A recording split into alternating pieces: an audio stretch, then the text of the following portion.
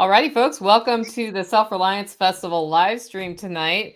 I'm super excited to have friends with me on this live stream. I've got Kiri from Thunderhill Farm. Say hello.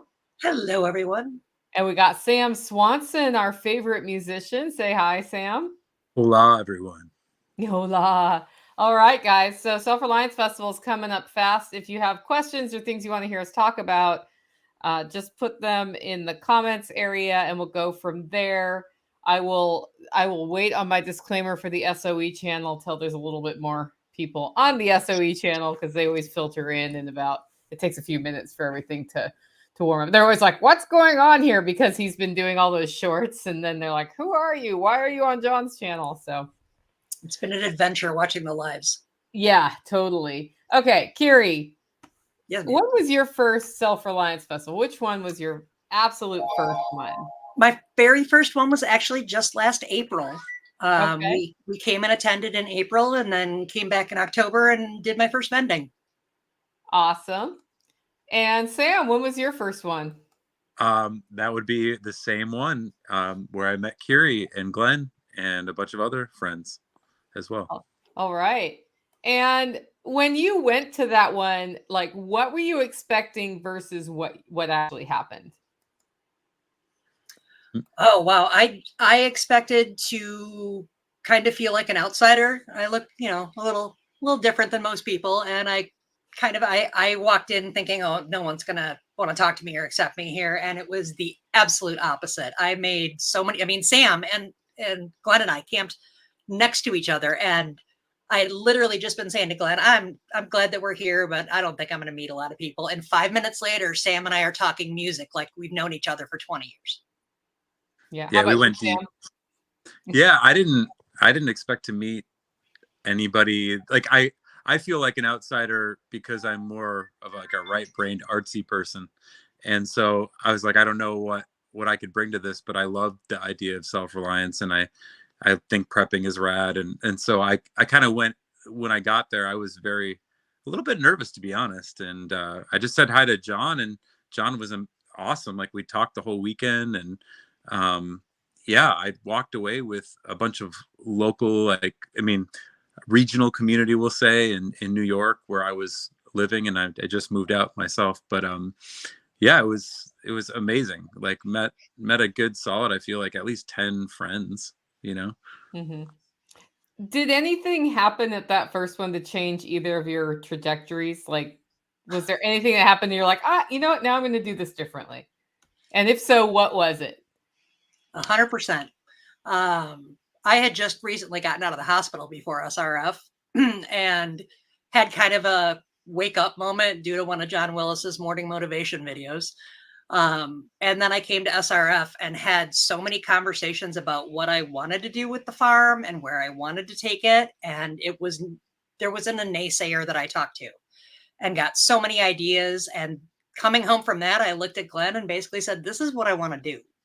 I want to make this farm a reality. I want to make it a community. I want it to do all these things. And I came home with a landslide of ideas, and that's what I've been working on for the last year. Yeah. How about you, Sam?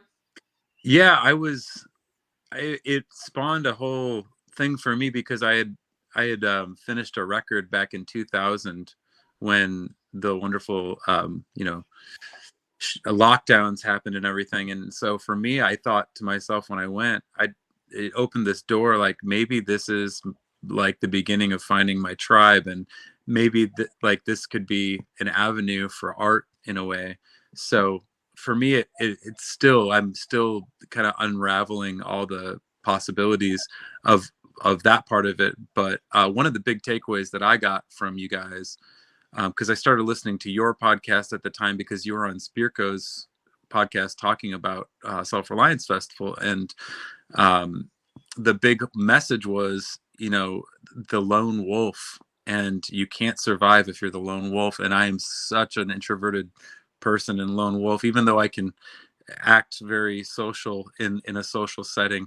I'm like a homebody at heart, and so I immediately my big takeaway was I have to get out of my comfort zone this year and start to make community around me. And that's what I've been doing. I've been actually going to more of these kinds of meetups and building local community around me with even local politician, like up and coming, like libertarians and things like that.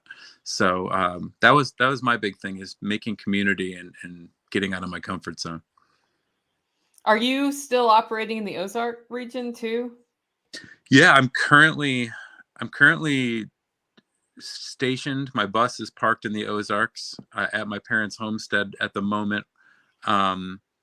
And I have been working on North Carolina as another hub for me for music, for playing covers live. The Finger Lakes is where I was, but I'm still going back there a couple months this year. And then I'm trying to plant seeds in the Ozarks as well. So I'm kind of in between 3 different regions right now, just figuring it out, trying to pivot into something. I don't know. The world is wide open right now for me. It's an adventure. So if somebody wants to book you, how do they do that? how do they book me? Yeah. My website is samswansonmusic.com. I that's probably the best way, but if it's slave to servant, that's a whole nother kind of ball game for the band. It's just harder to get a band together, so it would entail a lot more for that. But yeah, like you can reach me at samswansonmusic.com. There's a contact form there, and you can email me if you want. So guys, I'm just saying, if you're doing a festival or have an event or a gathering, you can hire Sam to play. You should. And I mean, if he's not already booked, which I noticed that your dancing card is very full for the next 2 months, but there's still some windows there. You can totally do that. And then, Kiri, what did you start doing with your homestead to make it like start generating money? So we have a 400 by 60 foot enclosed orchard that my super husband built, and we have filled it with literally like every fruit and berry plant that will grow in our lovely zone 3B up here in northern Wisconsin. So I grow everything organically from seed, and then I take what I grow and I try to do different twists on sauces. It's something I've always done and gotten good feedback on, and now I just do it in a larger production and volume. Hatch chilies and raspberries was really the launching sauce for us. So really working full cycle and making sure that it's pure from seed to sauce. And how's that working with your customers? Do they love it? Are they excited about it? Our joke is, if I can get people to come up to the tasting bar and try something, I've got a sale. It's, so that's been fantastic. And when I'm in person with people, I get great feedback. The website has been very educational and a lot more marketing deep dive, because it's very hard to sell a flavor visually. So that's kind of stuff that I'm learning, but we're going to continue to expand out into farm stand eggs, more regional farmers markets. I've actually got a show this weekend that I'm going to, and then I've got several places in our community that carry my products. So, just a little bit of passive income coming in from that also. Okay. So what are you guys looking forward to most about the one that's in like 3 weeks, by the way? 3 weeks. Oh, seeing everybody.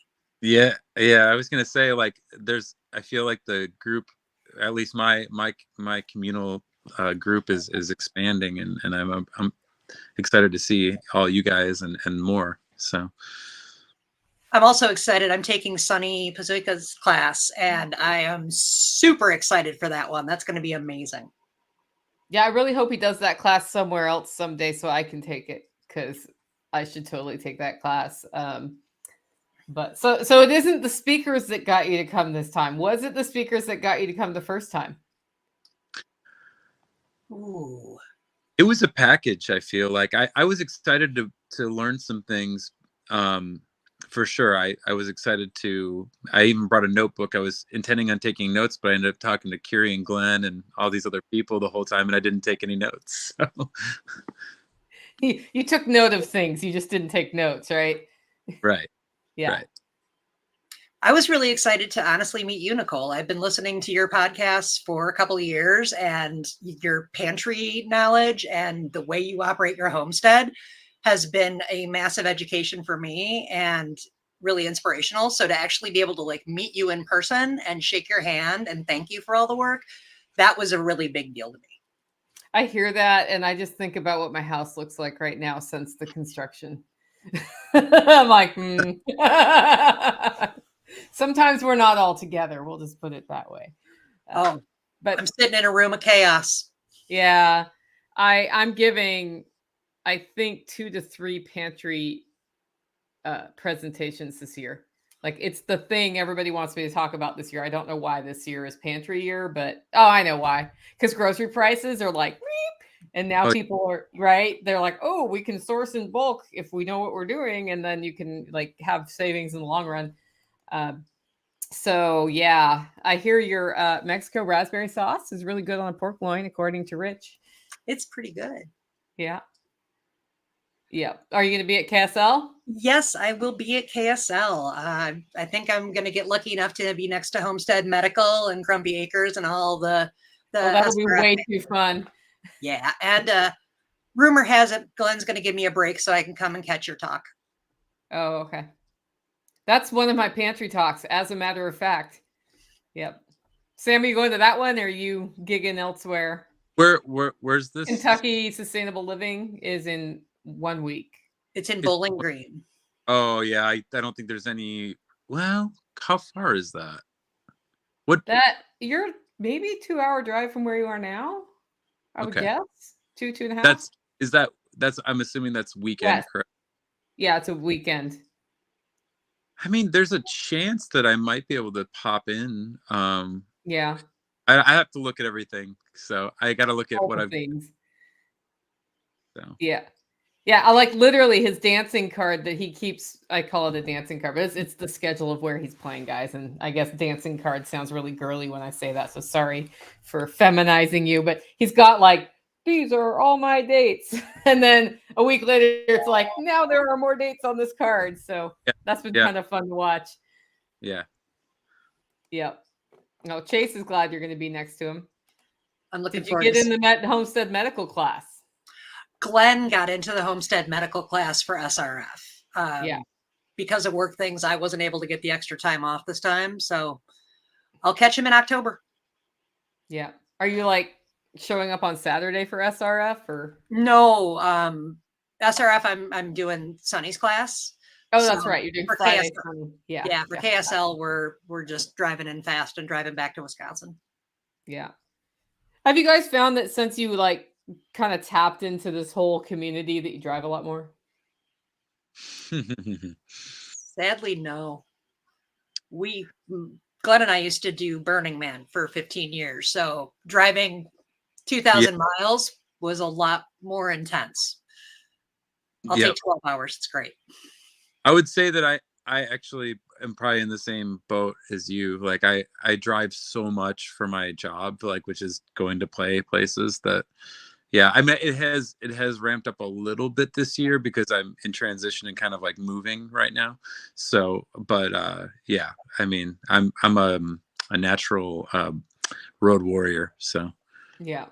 Nomad Sam. Yeah, I was gonna say you're my 2 nomads at the event. There are a few nomads there who come, and people forget, like we talk about underground networking, and people forget how important that role is because they sort of see nomads as kind of a flighty group of people because they're always traveling somewhere. But those are the people who pass the information. Like that's how you would get a letter. If the U.S. Postal Service stopped working, how would I get a letter from here to Wisconsin? true. I didn't think about that. Yeah. And if you think about what bards did in medieval times, is they traveled around and entertained people, but they were a very important function for bringing news and letters and all of those things. So, Absolutely, guys, you got to support your nomads. That's all I'm saying. So, Nicole, what are you looking forward to for SRF? everything.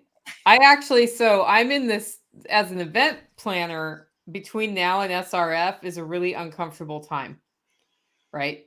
Where it's like everybody has 1,000 questions and changes happen that you weren't expecting that you have to deal with, right? That's just normal. Mm-hmm. And if you can't handle that, you should not be managing events because it's just like there is no stopping it. The best part of any of these is once it starts, it's like a wedding, like you're going to be married at the end of it. So it doesn't matter what happens at this point, right? And we've had some pretty interesting things. So, like, once I get there, I'm like, okay, it's happening. It's actually happening. It's not like this big amorphous, scary thing where anything could fall out of the sky and like punch me in the face or something. And then for me, like the reason I do this, because this is a question I ask myself every night: why am I doing this? Um, it's because I get to see the people make solid relationships and connections, and you'll see like a switch go off where people are like, I didn't realize the world could be like this. I didn't realize I could do this for my future. And they walk out, and then, you'll see them next time because they want to come back to see all the people again. And their whole life is different. Like, we've got Alyssa's going to be on next week for the Tuesday live. She's telling her story of how her whole life has changed in a year, just because of, taking some steps. And so I think that's the part I like the most. I love, like, we have the speakers and I love the sessions and I learn a lot from them and they're entertaining, and you have to have that for people. But the funny part about the event is it's 100% like the best miles are from the relationships, which is not a surprise when I asked you what do you like most? Everybody's like relationships, relationships, relationships. Nobody's like, I really liked Joel Salatin's session on, Homestead Tsunami. It's like we all did like that. People were cheering in the audience, but yeah, it's all those changes. And Sam really clicked with the Willises his first time, which was interesting to watch. I really enjoyed John a lot. It was a great time conversing with him. And I wouldn't, this is the thing, is like, going again, I just didn't think that, I don't know if, I don't want to sound weird, but like, I just kind of feel like, do I fit in with this? You know what I'm saying? Like, do I, and I think I do. It's really nice to find people, especially like with, going back to the lockdown situation, the way our world is shifting, and it's great to know there are people out there that are trying to do for themselves, and not just for themselves, but by extension of that, like being stronger for their communities, and that are just not all about the system. That's so important to me. Mm-hmm. Absolutely. And I mean, I think a big surprise to me for my first SRF was really, it's like an intense business incubator. You throw an idea out in any group there and you are getting ideas from everybody. And did you think about it this way? Did you try it that way? Oh, you shouldn't waste your time on that shipping. You should try this printing. It's amazing the collaboration that happens in this community. And you never know who you're talking to, and you better listen to everybody, is my advice that I give to anybody going for the first time. Yeah, you can't judge a book by its cover there. It's not like all the successful business people are in suits. Yeah. No, that's not how that works. And well, it's funny because coming in with a learner's mind to something like this, which I've been to a lot of these, and you would think, okay, well, I've been to a lot of them, so I don't need to do that anymore. Nope. I'm going to meet somebody who's going to challenge me no matter what. And what happens is they say something and you're like, oh no. And then something viscerally in you is like, I can't do that, or whatever. Like the little, what John would call the bitch voice starts talking in your head. And what I've learned is when the bitch voice talks, that's when I have to listen extra hard to what somebody's telling me, because that means I'm coming up against a perceived boundary that's probably not a boundary. It's probably one of my own making. And so I'll shut up. I'll get a look on my face where I'm like, it's like I'm clearly biting my tongue right now. But because of learning that, I've gotten a lot of really great just advice. And you wouldn't think advice matters that much. It matters a ton. Like, you can shortcut a lot of things with that. Mm-hmm. Yeah. The advice I've gotten from this community in the last year is everything. I've taken everything I've been told and doing what I can to just move it forward, because it's good advice. So I want to go back to this comment from Amanda. Welcome to the island of misfit toys. None of us fit, but we all fit together. And Yeah. the reason we do is that when I meet Kiri, I want to see her do well at what she's doing. I don't want to do what she's doing, though. Right. When I see Sam, I want to see him do well at what he's doing. I don't want to do what he's doing. But nobody is like judgy about it, right? Right. I mean, not that anything that either of you two are doing is something to be judgy about, but some people, they cannot get outside of themselves long enough to be like, oh, that's a really cool vibe that you've got going on there. That's a really cool idea or really cool project. And if that's your passion, you should go for it. Yes. That's why we fit together. Yeah. So I remember Amanda was really surprised when she was selling crystals and rocks that people just like bought the crap out of them. And I was like, well, they're cool. Yeah. And nobody's ever done that here before. So I have a little dream board or inspiration board over here. And one of the things it says is, remember, the only competition is yourself. Totally. And I think that more people remembering that, just focus on yourself. No one is judging you or paying attention to you. They're worried about themselves. Yeah. Oh, and here's your website. Thanks, Homestead John. Medical's on the job. He's going to get, it's Samuel Swanson Music, right? Sam. SamSwansonMusic.com, right? Yes. Okay. Just so it can get up on the text as well. That always helps. Well, a friend of mine, Amy Dingman, posted today that it feels like prepping has turned into a shopping list for a lot of people. Mm-hmm. What do you guys think about that? I could see it happening. I think the point where we're at now is we're trying to shop as little as possible. So we're in that weird shift of like, don't spend any money in the stores, let everybody else have it. We have enough here. But I do see a lot more people out in the world that thought we were crazy for the extra water and things that they would see. And now they're starting to develop the same habits of like 2 weeks, 3 weeks. Just make sure you're good for a couple of weeks if something happens. Yeah. I've embraced intermittent fasting this year in full. So I've been saving a lot on groceries. With intention or just in areas where you don't find what you want? Well, I feel it's been kind of healthier and better for me just to wait till 2 or 3 to like start eating. Like that's usually how I do it.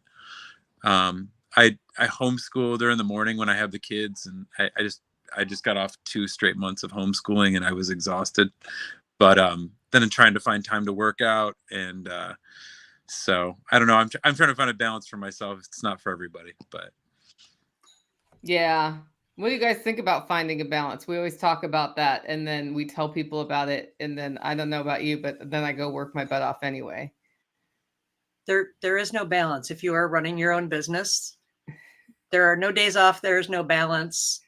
It is what you do because it is what your passion is. It is what your soul drives you to do. And if it's not, then you're in the wrong job. What do you think about that, Sam?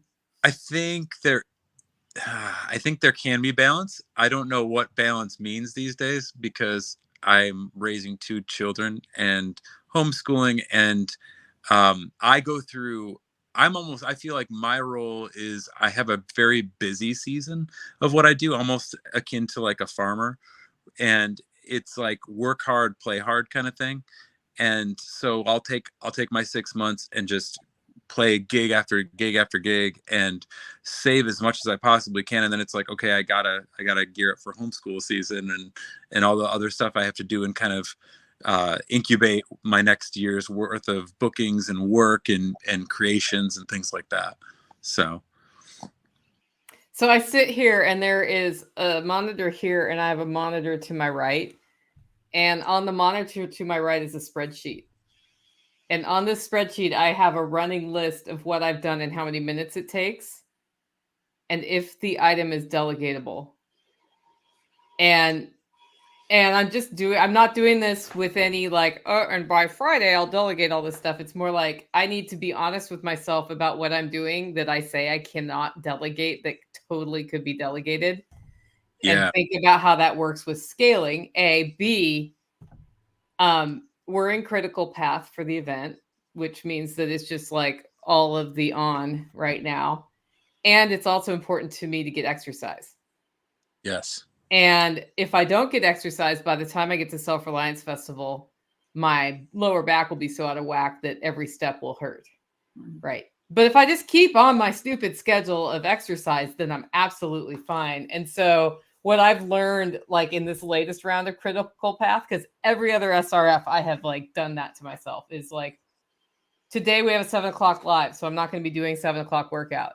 So at 2, I was like, I'm going to go row for 45 minutes. I'm going to, walk it off and then get back to it. So like what I've learned is you just sometimes have to walk away to make sure you take care of your health, because your business won't go anywhere if in your 60s you're not mobile anymore. Right? Absolutely. My rowing machine is literally right here. I have it right next to my computer so I can watch, YouTube streams while I row. Yeah. What were you going to say, Sam? Oh, no, I think working out is so important, and I hate working out, but I make myself work out. And it's better for people that don't want to do it, because if you love it, it's like nothing. It's just like cool. It's still good for you, but you're not challenging yourself, and it's really good for us to get like that. I don't know, 45 minutes of sweating in a day or whatever whatever you do. Don't you feel like when you do it, you feel like you can accomplish more? You feel mentally clear and ready to go, I guess. Yeah, especially right now, because I've come to the conclusion I'm ADHD, and that's what they wanted to test me for in school, and mom wouldn't let them, but whatever. And so when there's a lot going on, I'll get to what's the scatter mode, where I think I did a thing and I didn't do the thing, and then I discover later I didn't do the thing because some other thing got in my way. And if I go work out, like it's like a faucet turns off again. I'm like, okay. I'm back on Earth now, and maybe I won't burn the cheese. I burned the cheese today. Oh, I don't know if it didn't burn, but I was making cottage cheese, and it's like you heat the milk up to 80 degrees. You put in rennet, you walk away while it curds itself. And so I heated it up to 80, put in the rennet, forgot to turn off the stove, walked away, had a half-hour meeting, came back, and I'm like, well, that stove's still on. So it didn't scald it, but I'm like, I wonder if I'm going to get cottage cheese now. I'll know in about 3 more hours. We just got our harvest right. Yeah. My second load, of course, did the bread load and then doing candy to help, pay for it. My second load just everywhere, poured out the sides, and I was just like, okay, I get to clean it right away. Lesson learned. And then you got to learn how to clean it. I did. I've heard candy explosions are hard to clean. It wasn't fun. Sticky stuff everywhere, right? Yeah, well, crystalline. And the second you get it wet, it's good. Yeah, when you get wet, it gets sticky. Yeah. Yeah. I don't know. Those are life's little lessons, right? I walked down to get duck eggs today. So apparently I infected Tactical because he always lets the ducks out at the same time every single day. And it's part of his routine, and he just does it.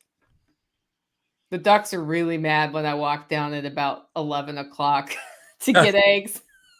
And I'm like, it sure sounds like grumpy ducks are still in the coop. And they were, and they just came pouring out straight to the pond. And I was like, it's Tactical, I don't think you let the ducks out today. Yeah. So there's a little bit of that going on here. We'll bring it back in after SRF. I actually have a 3-week turnaround for another event. So that'll be, it's fine. The other event's a smaller event, so it's a little less crazy.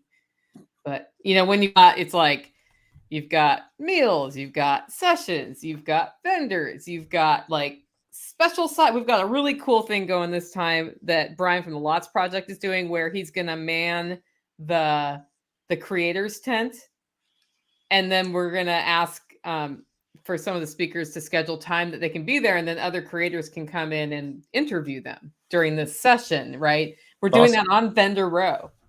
Oh, that's this time. great. Yeah. So there's Like- that. There's always something like that. Like, woo. So Awesome. yeah. Keeps expanding. I mean, you're growing it beautifully. I love doing it. So except for like right now, I don't love doing it, but I'll love doing it again in about a week when we get over the next detail hump. After we get back from SRF, we're getting birds every week for the next month. First, we get our turkeys, then we get our chickens, then we get our guineas, then we get our ducks. And it's just going to be a birdhouse in here. Yeah. How come you rolled it out like that? Space and pacing, really, because it's also as beautiful. You know, it was 50 degrees here.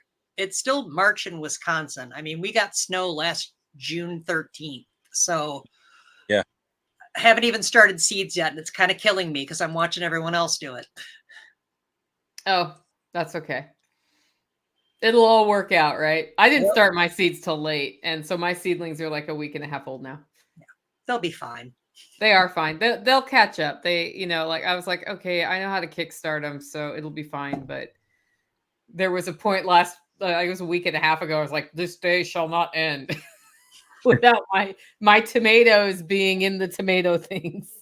And then I couldn't find my seeds because I haven't unpacked from the construction yet, so I don't know where anything is. But I found the seeds that I collected 2 years ago, so I started from those, and they germinated. And I was kind of like, hope they germinate. Well, your tomato solution for your home is one of the smartest things I've ever heard ever. And I want to figure out how to steal it in our house, because I remember the day you said that, and I ran up to Glenn and I was like, do you know what Nicole does with her tomato plants? And he just looked at me and went, yeah. Yeah. You should come look at it. Well, I'm hoping that when I am a full-time farmer, I will have more time to travel and visit people and maybe come to your spring workshop if I'm lucky enough. Yep. They're not that tall at the spring workshop, especially this year because I started them late. But yeah, I think like a really good time for peak tomato wall viewing is like from June to about August, unless I get the blight. But I figured out the aspirin thing from Jack Spirko on the blight, and now I haven't had blight issues. So yeah. Yeah, we had no blossom end rot or blight problems using the aspirin this year too. Cool. Yeah. Yeah, it's like, why would that work? But if it works, okay. Nobody really can explain it. The best explanation I've heard is that it basically stimulates the tomato to use its immune system or its defense mechanism against blight by exposing it to something that's kind of triggers that. But it's not actually blight, it's the aspirin. And then when the blight comes, it's more able to beat it back. Mine did get the blight. They just didn't. They just kept producing through the blight and didn't get the blight, quote unquote, that bad. So yeah.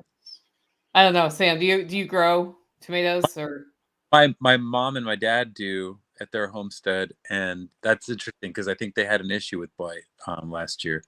Based on their geographical location, I would expect that they had the same blight we all have here. Yeah. So now you have a tip from just this conversation. Mom, Dad, go put aspirin in the ground by your tomato plants. Yeah, they should put them in the pots if they are starting seedlings. And I put like a half to a quarter aspirin per little seedling start. And then when I transplant them, I put 2 in the soil. What did you say? For the tomatoes specifically is what you're saying, correct? Mm-hmm. Mm-hmm. Okay. Yep. Don't know why it works, but that was my. I have tried everything with the blight. I have tried a whey foliar spray. I have tried, like everything natural. Yeah. And, Dawn dish soap and like all of this other stuff. And it was just always like, nah, well, it's the beginning of August. This is when my tomatoes are going to die. And then, yeah. Last year I added shade cloth too, and that helped a lot in August. Because it gets so hot. This year we have our first little greenhouse. It's like 12 by 24. And I'm very excited to put my peppers and tomatoes in there this year and really be able to get a better climate for them in general, because where we live is kind of in a valley and 3B. So as much heat and sun as I can keep in there, the better. Now tell us this, why would a person choose to live in 3B? Because we didn't know amazing people in Tennessee. That is honestly the best line I can give you, because Glenn and I look at each other on a almost weekly basis now and go, well, if we have to move, we know where we're going. But his whole family is from up here. So I'm shirt tail related to everybody on our road for 2.5 miles in both directions. Cool. That's only like 16 people. So it sounds a lot more. But that's not bad. That's not bad. We had the opportunity to buy 7 acres of old family land on Linden Road, which is the family name. And the house that came with it is the house that most of Glenn's siblings' father was born in. So lots of family ties, and it's a 100-plus-year-old home that we're moving across the property this year. Wow. Because we need more projects. Yeah. We all need more projects. Yeah. That's just life, right? Yep. Nicole, how do you like Tennessee versus Oregon? As far as what? The climate specifically. Okay, so the climate is very different than Oregon in that the humidity here in the summer is higher. So Oregon's actually quite humid in the winter when it's raining all the time without stop. So the things, I like them differently. The thing I like most here is that the growing season is so much longer. And then it doesn't usually like start raining and then not stop for 60 to 90 days, which it does sometimes in Oregon. But it does still rain here a lot. And so I get enough of the green influx, but I prefer to not be cold. Totally. And I just remember like it would be 40s, lower 40s in Oregon and raining, and you just felt this like to your bone chill that you don't feel at, 20-degree dry Tennessee as much. Like it's cold, but like there's something different about that humid cold. And I know Kiri's just laughing at me about cold right now because she goes below the goose egg there. But we went below the goose egg here. We went to -5 this year. But yeah, but we didn't stay there. The year we moved up north, up here, we had 3 weeks of -30 every day. Oh man. I went, what did I do? Yeah. So I really I prefer Tennessee for a number of reasons, and that's why I've stayed here. Because I had lived in Oregon with the exception of some time in Germany and some other places. I had lived in Oregon for most of my first 33 years of my life. And then I got a temporary position in Tennessee, came out for 6 weeks and bought a house, went home, sold my house, moved out here. And it was just like, this is where I want to be. And what that means is that my Oregon upbringing, it was hard the first summer when it was hot. But I will say, having lived in Washington, D.C., it was not as bad as Washington, D.C. in the summer climate-wise. And then the people, the culture shock that I had was a culture shock for sure. Sure. Yeah. But I like here, things are just a little bit more open. So there's two things going on. People are more open about where they're coming from. And I see a lot more tolerance for difference here than I saw in Portland. So, which is not what you would expect. That's not what the narrative is, but that's just my personal, I'm the weird Oregonian who grows organic food and people think it's cute, and they're like, you're not from here, are you? And I'm like, no, I'm not going to pretend to be, but I'll learn your ways and I'm interested in them, but I'm not putting whatever, glyphosate along my fence line to keep the things down. I'm going to use sheep for that. So, yeah. How about you? You went New York to here, right? I went from Chicago to New York and was there for 12, 13 years. And now I'm kind of doing the Ozark thing at the moment. But Yeah, it was a culture shock just going from the city of Chicago to like kind of rural upstate New York and central New York, and then down here. I don't know. I just like it here. I like the South so much, and I love warmth. I kind of have poor circulation issues too, so I like being in the sun all the time if I can be. It heats me up nice, but yeah, no, I feel like I'm supposed to be here in the South. I don't know if I can lay claim to one territory yet. I think it'll be a little while before I can figure that out. But yeah, I really like it here a lot. But I think it is way more accepting. I think people are a lot more kind, to be honest, than the places that I'm from. Um, I mean, maybe some of it's fake, but I tend to think it's pretty genuine. I was staying at a campground in North Carolina back in November, and I was just like shaving in the bathroom there, and this guy was also shaving. And where I come from, like I don't know, we're not super friendly up north. Like people aren't just like, oh hey, what's up, you know. And the guy left the bathroom. I didn't think anything of it. He came back. He's like, hey, I was meaning to say hi before, but I didn't do it, so I'm saying hi now. And I was just like, well, that's nobody would ever go out of their way to just say hi to you while you're in a bathroom shaving next to each other, like in the north. So I don't know. I like the people here a lot.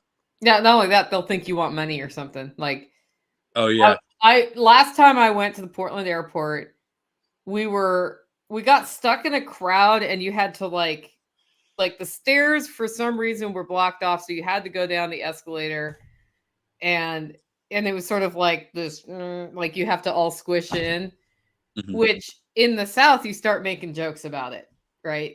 To each other, and people kind of chuckle. It's like, okay, we're all in this together, we'll go for it. And so I did that because I've been in Tennessee for 17 years. And the people like around me were like afraid to answer back, afraid to react. And I just thought, oh yeah, we don't talk to each other here if we don't know each other, because then you're expecting me to ask you for money or something. I don't even know. Yeah. Instead, I shall stoically endure the escalator squish. Stoic So, endurance is a northern, I think, super sport. yeah. So yeah, and then I visited Maine, and that's a whole nother like if you know people locally in Maine, um, there's a lot of back and forth. But when you're a stranger coming in, it's not that they're not nice to you, but you are clearly not Yeah. one of them. I felt like when I moved from Chicago to New York, the area that I was at, where I campground that I worked at, it was so small and so tightly knit that it felt like it. I think the joke that my uncle gave me was that like you need to have like 3 generations in the ground in the graveyard there to Yeah. be, or something like that. So Yeah. It was fun. Well, and I actually happened to be with some people who were locally accepted. So like I had an easier time of it, but then I was like, okay, I get it. Like I'm not just gonna walk in and expect whatever. hmm And fine. Now I know. So I don't know. We don't talk about how much culture shock you can go through oh yeah. in the US, and you just have no idea how different cultures are in our own country. But I I find that funny, like the topic of culture and how some people present culture like I like to be here because there's more culture. It's like, well, the South has culture. These different areas have culture, and sometimes I think the South in particular gets attacked for not having a culture, and it certainly does. And yeah, it's multiple ones. yeah, Yeah. absolutely. Yeah. So I don't know. And yet we all find a shared interest and get together and have a grand old time at these festivals. So that's the other thing is like I guess the other part I like about the the uprising of homesteading, preparedness, self-reliance, like that whole thing, which some people think are two different things, but they're very closely related, is that we have people from multiple colors, religions, background, romantic partner choices, like all of those things. And we come together at these things and are most concerned about building a better life. And some people are very afraid of what's going on too, which totally makes sense when you watch what's going on right now. But what happens when we get together is we see that maybe it's not as bad as we thought it was. And we see that, more importantly, I can't control what they do. Yeah. And what I can control is expanding Hollow Roast Coffee, or Sam can book more gigs, or Kiri can build farm business. Mm-hmm. So, are you going to share your news with us today, Kiri, that you shared before? Before we went live, you told me you did something today. Oh, Not yet? Not yet. Okay, cool. We'll talk about it after us. That's why I asked you that way, so that it was not like... Appreciate it. Yes. Kiri will be telling you guys all sorts of interesting things at Self Reliance Festival in person. Big life fun stuff coming up. Yeah.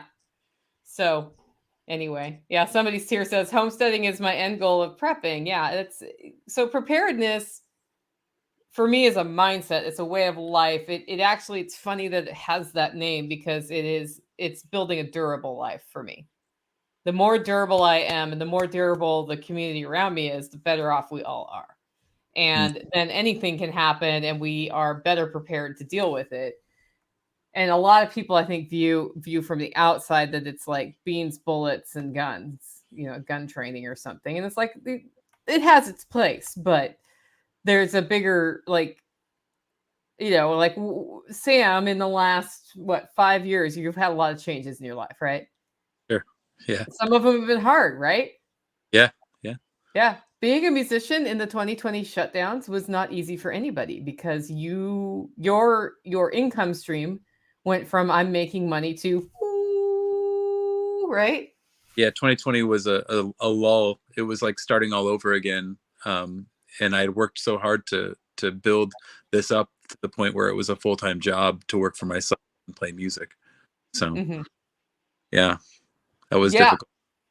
It's difficult. It's hard on you mentally.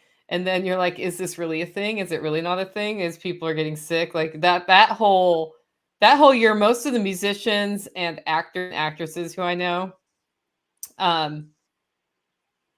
went through a very similar awakening during that time.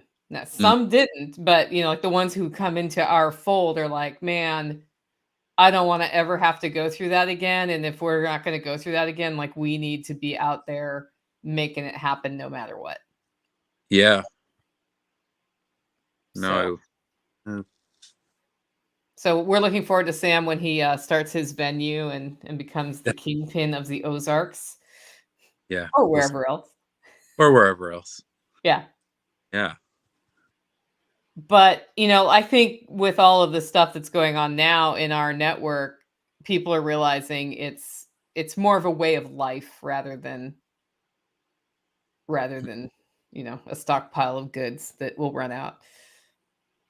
Absolutely. Yeah, for me, a lot of this is the people. Like, it's just meeting all of these people and having a community is so important to me. Yeah. All right, guys. Well, we're coming around the end of the hour. Let's go once around the horn and just share any last thoughts you want. Make sure you tell people how to connect with you. We'll start with you, Sam. Yeah, I have a website, samswansonmusic.com. I also play in a band called Slave to Servant. We played Self Reliance Festival back in October and released our album. And we just played Caleb House, an event for the Refuge Ruckus, which was fantastic. By the way, 2 of my New York community friends that I met at SRF came out all the way to that event. Yeah. So yeah, that looked like so much fun. I really hope I get to go next year. So I assume they're doing it again next year, but yeah. Yeah, they said they're going full throttle. They're going to do it again. So. Yeah. Yeah. But if you guys want to check out his stuff, go to samswansonmusic.com. And it's in his profile right here. Check it out. And if you want to drop some support to a musician, man, just saying, buy his stuff. Slave to Servant, actually, like, their music's pretty cool. Amazing. Yeah, it was. And then your whole band was fun to meet. So they were an interesting crowd at SRF. So I hope they come back sometime. I've got some interesting footage. So. Oh yeah, you guys! I would loved watching your shorts after that with all of like John's museum stuff. Yeah. Oh yeah. Yeah. And Kiri, what do you got for us? Kiri with Thunderhill Farm, or at thunderhillfarm.com. I will be at Kentucky Sustainable Living next weekend, I believe it is. And then I will be at SRF, hopefully inside with everybody, a couple of weeks after that. You know, if you ever want to talk gardening, permaculture, having a homestead, or what to do with all of these damn raspberries, please just come and start a conversation with me. I've never had a what? Or if you want to talk about Prince, you know, both of us are Prince heads. So it is the conversation that most happens. Well, I mean, that is because, you know, that's why you camp next to each other, right? Music. Like, the universe made it so. Oh, and meat. You guys had a plethora of meat. Yeah, we're carnivores, and I was telling Nicole, Glenn has been cooking corned beef all week to bring to SRF and KSL and share with folks. So there'll be a lot of meat. You were like, yes, please. That's the best way to go. Okay, guys, if you haven't, we're doing a free webinar in advance of Self Reliance Festival called Self Reliance Voices Learning from Legends. It starts Sunday, March 17th through 21st, and we'll be hearing from Joel Salatin, CJ Kilmer, Porterhouse, Toolman Tim, Sean Mills, me, a whole bunch of different people. They go for about an hour every night, and it's free. So sign up for that at selfreliancefestival.com/webinar. Every session has some giveaways, and we are highlighting different things every day, including some other events that are happening around the network. So definitely check that out. And thank you so much for joining our live stream. We'll see you next time.